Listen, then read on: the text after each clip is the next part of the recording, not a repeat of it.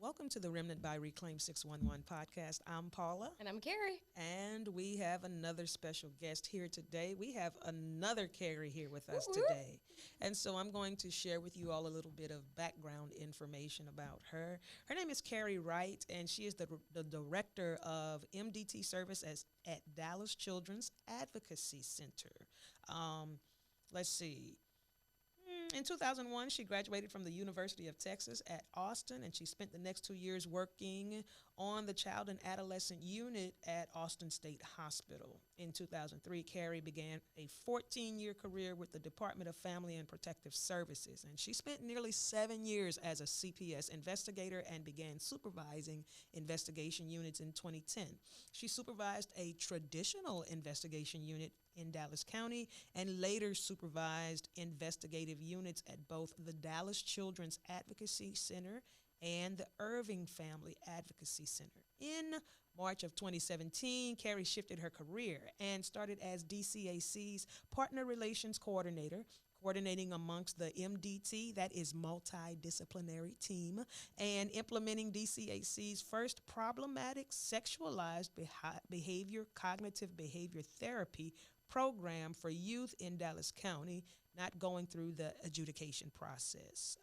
She then began a new position at DCAC, the Director of High-Risk Youth, where she supervised the coordination of child sex trafficking cases and high-risk youth identified within the MDT in Dallas County. As DCAC's Director of MDT Services, Carrie supervises a team of MDT coordinators, providing coordination to all child abuse cases rising to the level of a crime in Dallas County. She also serves as DCAC's care coordinator, continuing to oversee the coordination of child sex trafficking and high-risk youth within Dallas County's care coordination team. So everybody, this is Carrie Wright. Welcome, Carrie. I feel like we need like a mic drop after that. I know, right? She is doing some amazing things. And so, guys, we have our very own Carrie Sherato back in the studio with us. Thank you for coming back. And guess what? What? I have a story. Hey, Carrie has a story. She hasn't had a story for about the past three or 4 weeks. So That's because I have my Carrie here. right, you have another Carrie here. I Felt the know. same way. Yeah, I mean, when you have another Carrie in the studio, we had another Carrie 2 weeks ago. Yeah. Yeah, that was exciting because it was spelled right. Also, like good. ours. Yeah, Good. That's yeah. So I'm just excited. We've been trying to coordinate this for a while, having Carrie, and we have her in person. I can touch her if I wanted to. We're breaking the social distance rule. I'm half back. We're like 5 feet apart. It's fine. So Carrie has a story, and you guys, if you've been listening to the podcast, you all know whenever we have a guest, Carrie has a story about how she met the guest. So Carrie, share with us your story today. All right. Well, today I do have a story, and so Carrie Wright. I met Carrie Wright I was probably as pregnant as I am now, wasn't I? Were. Yeah. Very much. I feel like you're always Yeah, it's kind of But like you're a normal the state in the tiniest last couple of years. pregnant human ever. Anyway, we got to meet at Mexican was the first time we met, and it was with Carrie and Candace. And actually, DCAC at the time, we all connected because they were working on getting networking for hospitals and protocols. And so we met up, and we just think we're just like soul sisters from like the first time we met, right? And actually, you just reminded me of really funny because Candace, who was at the table, drank your Diet Coke. She sat down and took a sip of my Diet Coke. So we got really personal within a few minutes of knowing each other. But realistically, Carrie, she answers the phone all the time. And so she told me they had this hotline and we could call anytime we had someone in the emergency room or a patient or somebody that we thought was a victim of trafficking. And when she told me, yeah, just call me, I was like, okay, like for real, but I work nights, so that might be in the middle of the night. She's like, no, it's okay. So I literally tested my limits probably a couple of times. And it was like, hey, it's like 1 a.m. I'm so sorry. And she just faithfully always answers the phone. She's always on. She's amazing. And we're grateful you're here. Thank you. I'm happy to be here. And that was before we had a hotline and a whole Yeah. So I don't really answer the phone anymore. I mean, shouldn't say that. But You I have don't someone to do that for you Yes, now. Yes. But still, you were willing to do it, which Yes, is the important part. absolutely. That is awesome. So, Carrie, I gave everybody the professional bio about you. Tell the listeners a little bit about yourself. Okay, well, in addition to that professional bio, I do spend most of my time kind of negotiating and trying to outwit my 5-year-old. That's really what consumes my brain. And just about me, I guess, kind of always had this heart and this passion to do something more and really believe in those that maybe oftentimes are not believed in. I grew up, I was kind of the good girl in quotations of a little bit of a rebellious and wild crowd, and wouldn't have it any other way. But I really kind of got to see what we know now are those like adverse childhood experiences come into play without knowing that was even a thing. And so seeing certain families and certain friends of mine going through things and their outcomes not necessarily mimicking mine. I am so blessed I have not experienced abuse or neglect in any way. It's what I've based my career on, but you know, and this is not my quote, but just really sticking to that. There's no such thing as a lesser person. I think it's all about resources, access to resources, your support, your foundation, coping skills, because we're all one something bad away, one event, one trauma from something being disastrous. And so, you know, It's really true. really what does that look like and what can we do? So kind of a rooting for the underdog kind of a person. Okay, that's pretty awesome. That is So, awesome. you've been a good girl all of your life, Well, but you root for the underdog. Okay, I like it. I'll go with it. I'll go with it. I'm learning how to break the rules the older I get. Yeah. Okay.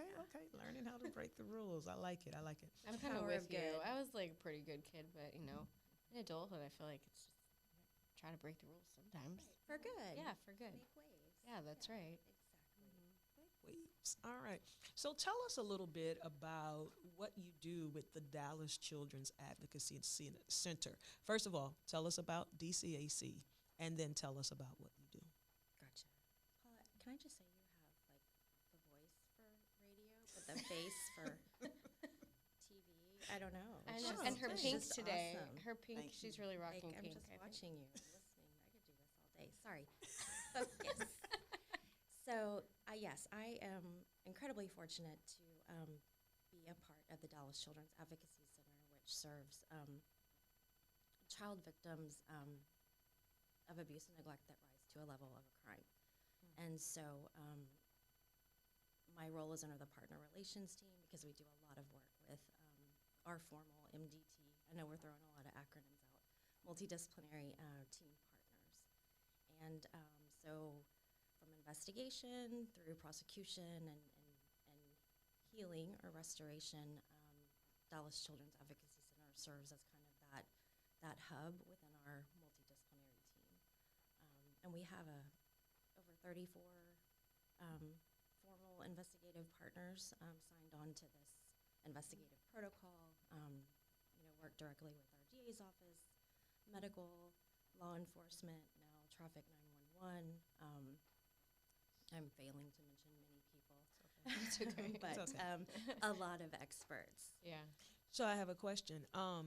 What is the difference between DCAC and CPS? Is there a difference? Yes. Okay. CPS being one of our partners. Okay. Right. So they are working their cases, but we, as a team, as a multidisciplinary team, are getting together and making sure cases are not falling through the cracks. So I can say this because I was with CPS for so long. Back in the day, case, kind of do their own thing. At the same time, law enforcement gets the exact same case and does their own thing, and nobody's communicating. So investigations are not happening jointly, and ultimately kids are falling through the cracks. So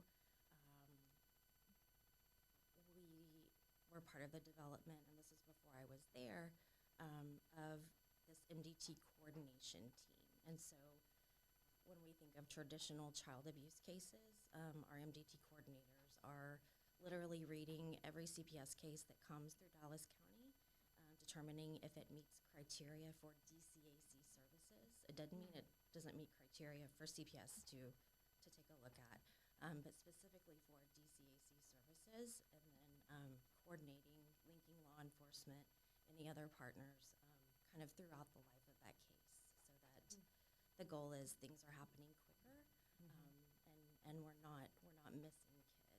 So It's like a double check, like a backup almost, kind of. yeah, kind of, and also really focusing on those relationships and cultivating those relationships, and being able to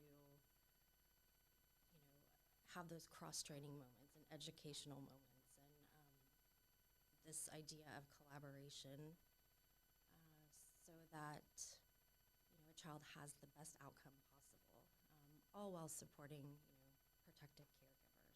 Family, if we only focus on the investigative piece, the family members are often left out, and so DCAC definitely has teams that will work with those protective caregivers along their child's journey, and provide services, and hopefully be able to see that resiliency and I bet you positive outcomes. I bet you have a really good perspective because you've been on the CPS side, and so you know what those cases look like. You probably also know like how inundated CPS can be. Definitely. And so it's really cool because what it sounds like to me is that the cases that are a lot more complex, that need a lot of additional services, those can kind of, like, the weight kind of can take off CPS workers on those, because then you have the backup of all the DCAC resources to help with all the multidisciplinary issues. Correct. Correct. Correct. Okay. Yes, Yeah, yes, essentially? Yes, essentially, yes.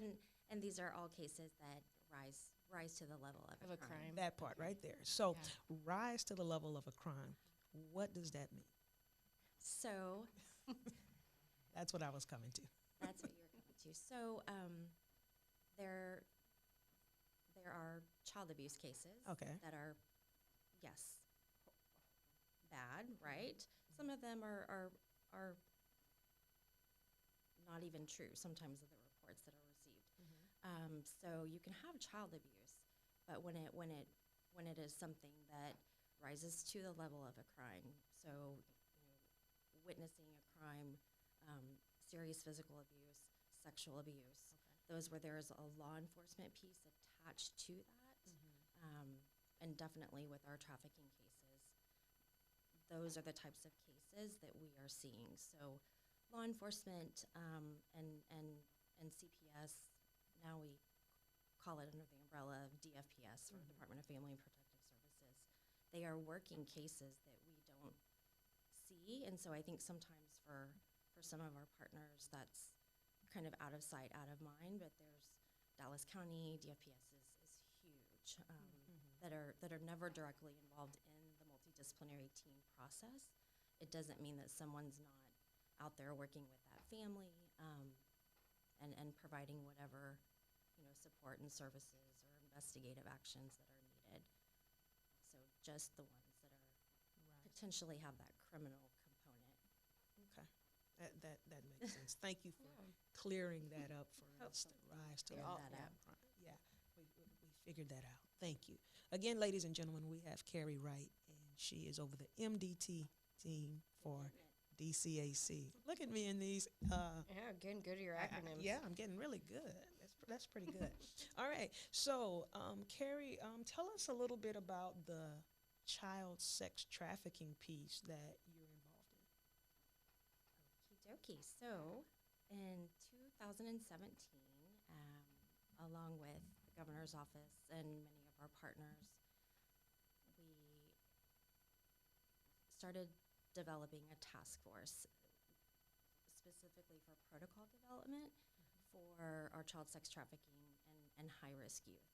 And that high-risk piece being a little bit more of what we think of commercial sexual exploitation, or that exploitation piece.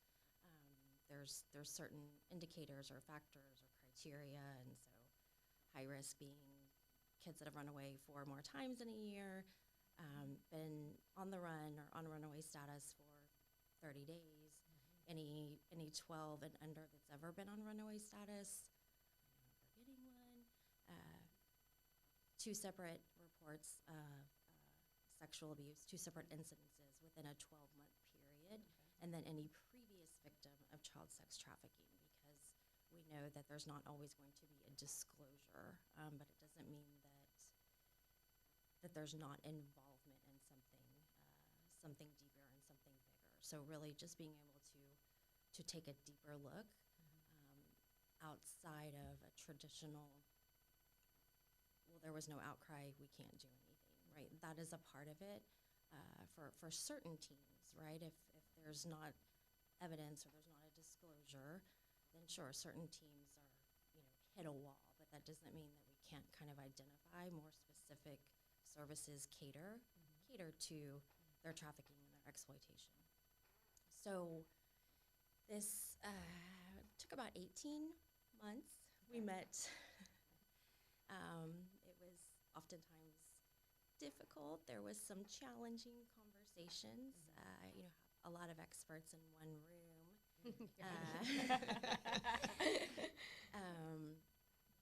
Trying to figure this out. And I think one of the amazing things about Dallas County is we kind of were already, hitting the doors running, doing this, and our, 27-page protocol hadn't been completed. So with that has definitely created some challenges, and things we know now we didn't know then. So, part of my role, as all of these care coordination teams have developed over the state, and just to let you know, Dallas County was the second county to kind of work with the governor's office and start this care coordination team. Houston being the first, but Dallas Children's Advocacy Center was the first child advocacy center to really take on this role and create essentially a more specialized multidisciplinary team called our care coordination team to take a look at everything that's going on and be able to better serve this population. And if it's a little different because we have kind of some different players at the table that traditionally were there, and that's needed. The other part that's needed is really a community agency involvement. So having those connections and those relationships to experts that are not typically in an investigative MDT, but we need their expertise. So just figuring out how to make this all work and collaborating and figuring out your lane but how each of those lanes can work in tandem together. That is a challenging job. I mean, to get all the experts and everybody to kind of, creating a protocol, first of all. Yeah, there's a lot of challenges there, but I think that's amazing that, Dallas County is the first, you said. Second. Houston is first. Houston was first. Yes. Yeah. And it doesn't Dallas. mean that go Dallas. Yeah, I know. It doesn't mean that other counties weren't, doing this just as a more formulated kind of protocol development task force in relation to all of the work that the Office of the Governor's Child Sex Trafficking team has been doing. So we do a lot of work with them, and it's ever evolving, it's ever changing, and I think that's what's so amazing about Dallas County is when something's not working, right? We get to say, what can we do differently? What can we do to make this better? And sometimes those changes are slow, and sometimes there's turf wars and feelings, but it's all about us figuring out, right? It's up to the professionals to figure it out for the kids that we serve. I have a question for you, and I'm going to put you on the hot seat. All right, Uh-oh. take a deep breath. All right. So, looking back to when you first started developing this protocol, this formal protocol in 2017, right? And it's 2021 now. What's one thing that you know now that you didn't know then?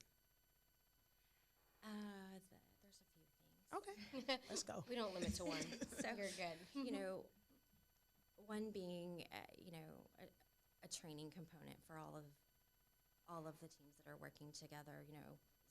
Some of us have really kind of been involved in so much of the similar training, and I think, not that child sex trafficking or commercial sexual exploitation is new, but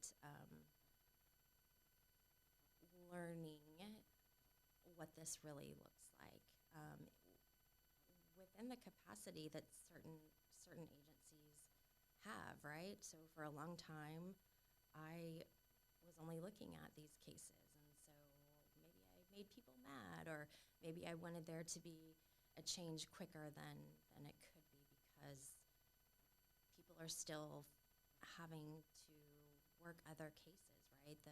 The 3-year-old that has been burned, and we're talking about not fun things at all, right? But and this is something that I saw when I was with CPS. It's kind of that juggle of, where does the priority fall, and who is more vulnerable, and so just really kind of working together and learning together to see that this is a population of victims or survivors that may not look like what people think a victim looks like, but we got to figure it out. So that training component,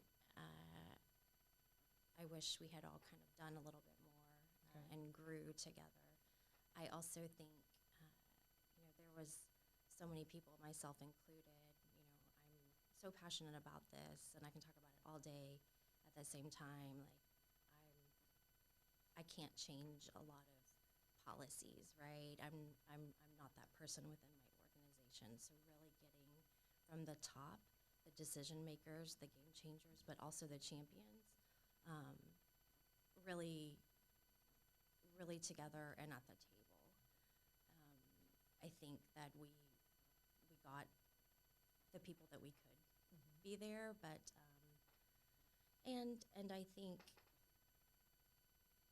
think one thing is this was a protocol, but I don't know that we identified, at least for our external partners and community agencies, really what the goal was. So kind of this mission, values, purpose. And so we spent a lot of time coming together and talking about different things,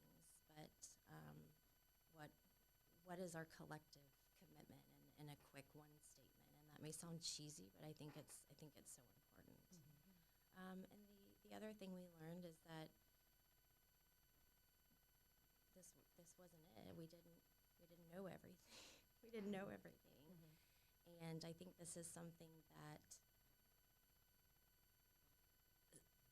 so much of what we do and the decisions that are made, like, are we incorporating, some type of consultation with our survivor leaders? And there's some amazing survivor leaders that you guys know and have had here, but just making sure that that's always kind of in the back of our minds as this is new in the creation of a multidisciplinary team response.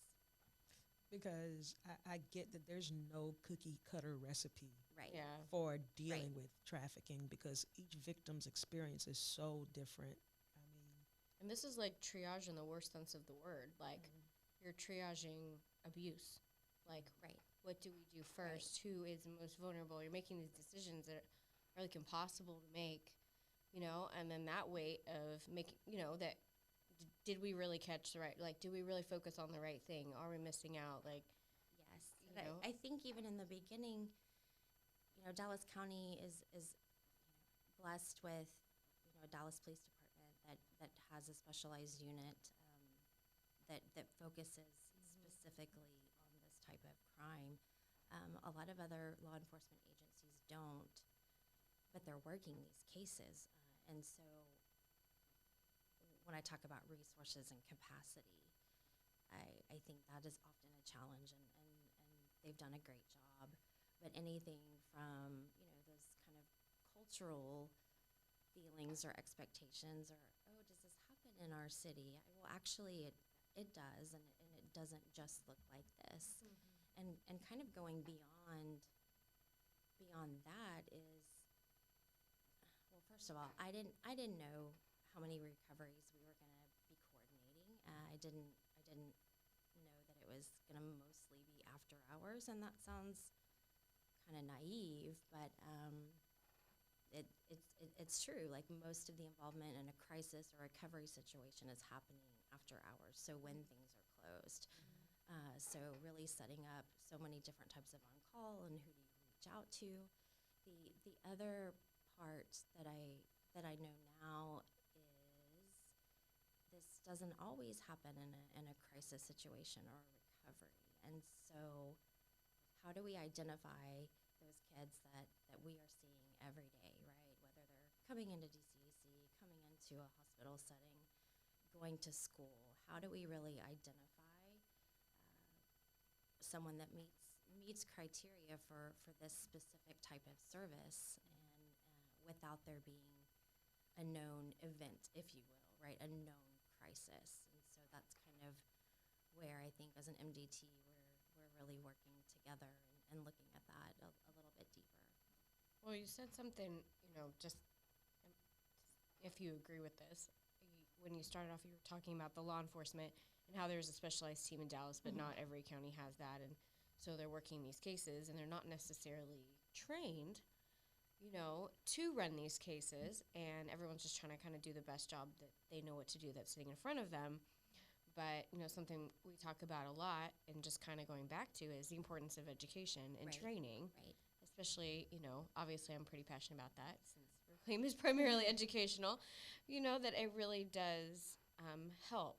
It does. Right, and we really need that, and I know there are organizations working on it, but we need education all the way across the board, whether you're a teacher in a classroom, or you're law enforcement, or you're working the street law enforcement, whether you're a specialized unit. Like, everybody needs some baseline education on what trafficking looks like and different situations. So, and what to do. And what to do. And what to do, right, when you see this. Yes. And I can't go back to my job after this with people thinking, I'm not saying that law enforcement was not trained, right? Like, I can't get in that space, but I think as we all commit together, being able to provide that training on an ongoing basis, and making it mandatory, and talking about what we're seeing. We have sometimes done, and this is a terrible word, but case autopsies, or it's really just diving into cases from all angles. Well, autopsies, I get it. Yeah. Just looking at kind of what has happened, at least systematically, over a child's life, and when you have that kind of in front of you and can kind of compare and contrast, you can literally see, like, where someone was missed, where someone fell through the cracks, or what we didn't know at the time, or we weren't thinking about at the time, that we can now see through a broader lens, and hopefully do more in those situations. Well, I know that there's always going to be the hard stuff, because this is like just a challenging space. There's nothing easy about this. But I know you guys do a great job, and I know you have positive cases and outcomes. Absolutely. So, I mean, I know you can't talk specifics and stuff, but generally, what are like some positive things that have come from it, from developing these? I think, and that's been kind of part of it, is learning how to redefine success, because I'm not in front of victims, right? I'm behind the scenes as well as the team that I supervise, but a success may not be perfectly wrapped in this package and this bow, but there have been successes along the way. And so being able to see teams get together and do something a little bit differently, or is there some red tape that's just been there for 80 years that nobody knows why it's there? Just coming together, and I've seen law enforcement, show up and kind of play that social worker role. I've seen professionals within our MDT show up each and every time. I mean, each and every time, and that means sometimes, we had one situation where a minor was recovered twice in 13 hours, and so but you have these teams that are dedicated to doing all that it takes each and every time, and really meeting this population where they are at, and so yes, maybe someone is not out of the life, but maybe we know that occasionally they do reach out to their advocate, or we know someone is alive, or hey, I was just on a call, I didn't say a word, but I watched this care coordination team come together and agree to try something completely different. And so those successes, I think as you're kind of rowing through the waters and doing the dance, that's what has to be highlighted. It's tremendous work, and I cannot express my gratitude for our teams and community agencies that are willing to put in their heart and soul over and over and over again, and that's what our kids deserve. And yes, there are plenty of situations where someone does leave the life, and they're still working with New Friends New Life, or they still reach out to their Traffic 911 advocate, or they're still coming in occasionally for therapy services at DCAC, or I've had some of our law enforcement or DFPS, even the DA's office, send pictures of someone that they had spent a lot of time with graduating, and that's huge, or having baby showers, for kids that are having their own children and are in such a stable place. It doesn't always work out that way, but that's why we have to keep doing this, right? No matter what it takes, no matter how many times. It's up to us. These kids deserve this. My mother is looking down on me from heaven right now because she hated it when I said kids. A kid is a baby goat, but I'm saying kids. I think something else, and this is so true to my heart, is not only being able to learn from so many different teams and agencies, but I think the camaraderie, even if that's a day where you're having kind of that dark humor, but relationships that I've been able to build with Reclaim and so many of our other community agencies. I've just, as a grown woman in a professional setting,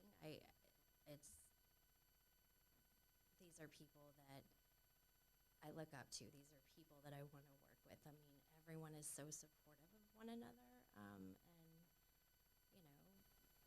Carrie knows that I'm kind of crazy and wacky and whatever, and she accepts me for that. But I think relationally, there's you're in this with someone, and meeting not only experts and champions, but good human beings that aren't gonna pull you down or tear you down, right? They're gonna be there for you when you fall, no matter what. So I'm so glad you said that. I think that's, it's really true. I'm sitting here thinking, it really is really true. It is like a family, even in their own organizations. Absolutely. There are just so many amazing people, and we're really blessed, especially in this area, to have so many resources and so many people that, you know I can call you at 1 a.m. I will answer my phone. I promise. You know, but She'll that answer is Carrie. unique. Yeah. That is Look, unique. she'll answer Carrie. Yeah. Well, Carrie. and I know, like, I don't get concerned, and I'm sure Carrie doesn't concerned if we haven't, like, provided one another, you know, the information needed at 10 p.m., right? Like my bio or, you know, the address. It's like, no, that's actually very normal. So you get to learn, you know, how people work and learn a little bit about them. And you know, at the end of the day, it is those relationships. And I think we can tie that back to kind of this overall response and really cultural change, if you will. You know, having those relationships that even if it's one person that you love and trust, right? Like that is huge for our kids, children, minors, youth. All the terms. All right. Well, Carrie, we thank you for taking out time to talk to us today and share some information about what you do and all of the coordinating that you do with the multidisciplinary teams in Dallas County. What is something you would like to leave with the listeners? What's something you'd like to leave with? Oh, something I would like to leave. So many things. Okay, get started. Go ahead. I just being able to see this and be a part of this, and I call it a movement because really it is. And it's more than just a hot topic, right? It's been around for a long time, and it's here to stay. But you know, when I think about kind of my why, and I know as parents we're not supposed to throw this out in the universe, but I think about, you know, God forbid something ever happened to my daughter, and when she's a little bit older, it is our duty, right, to figure this out for her, and that's really part of the why. But really going back to kind of that quote I said, there's no such thing as a lesser person, and when we're dealing with children, their innocence is being taken all the time, and even though their behaviors with this population are you know, can be, you know, I hate to label, right, but there's, you know, combativeness. There's our interviewers are, you know, cursed out sometimes, and that's just part of it. But knowing that that's part of their complex trauma, and just making sure that we figure it out, and knowing that these are kids, and these are all of our kids. We all have a role and a duty to do what we can to protect them and figure it out. I like that. We all have a role and a duty to protect the children. I like that. Well, it's our next generation, right? Exactly. And we want them to be able to lead when it's their time. Right. So we have to try to protect them and help them as much as possible, because so many people have let them down. Right. And the people that are supposed to be protecting them the most. Right. A lot of times. Right. It's usually within their circle or influence. It's, you know, not the movie Taken. It's not the movie Taken. Right. You know, but I think about like what we know now about, you know, domestic violence or intimate partner violence, or, you know, addiction, and kind of cycling through that, and, you know, stages of change with trafficking, or you guys know are mimicked from the stages of a change and addiction. But again, going back to, you know, kids don't ask to be brought into certain environments, and really how all of that kind of plays out. We're just seeing it later on in life. And of course with social media, the ease of everything online, it's making